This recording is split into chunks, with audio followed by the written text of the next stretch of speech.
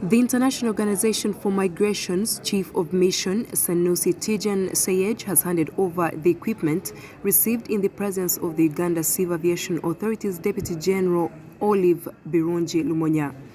The equipment is expected to enhance knowledge sharing in efforts for prevention and protection of migrants. The Chief of Mission in the International Organization for Migrants, Sanusi Tijan, says they are conducting digitalized approach for human trafficking awareness for the users at risk of human trafficking at Entebbe International Airport. He adds that the screens will be installed at the waiting, departure and arrival areas to display preventive measures for human trafficking in English, Luganda and Swahili languages. I have some human trafficking case. They coordinate with us to see how we can bring back the traffic person to Uganda. And with that, I coordinate with my team and the office in Nairobi.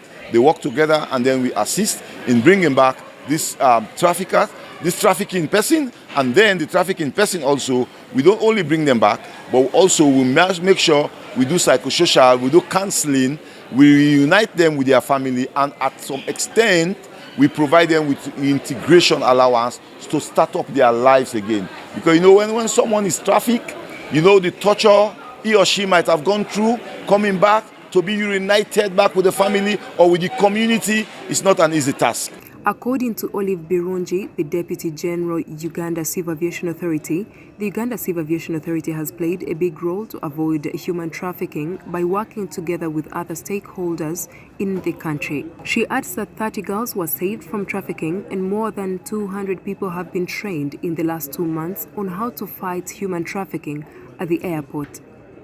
Owing to the many interventions that we have put in place while working hand in hand with the various key stakeholders operating at the airport, including immigration, state security agencies, handling agents and officials from the Ministry of Gender, Labour and Social Development, many potential human trafficking victims have actually been saved. You recall that I think a few months ago we had a meeting here, we had the minister and a number of people, and we had an opportunity to interact with over 30 girls that actually have been saved.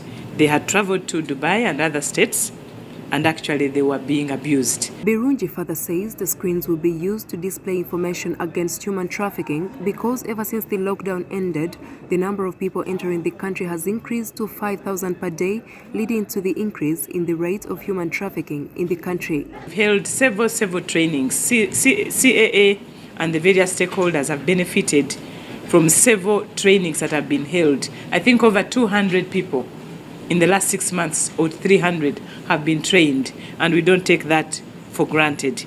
I take this opportunity to thank the International Organization for Migration, IOM, for the timely donation of the TV screens that we are going to receive.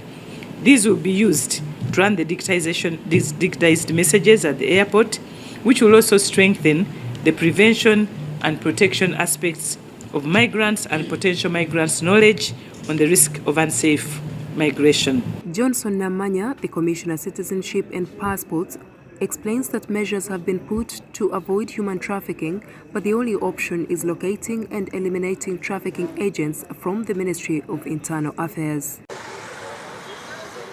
We have nothing to do with an agent, but they are so bright that they've been gathering these girls, preparing prior, even arranging medical, arranging Interpol letter, arranging passport ahead of time. And then they wait for somebody who already has a contract in UAE.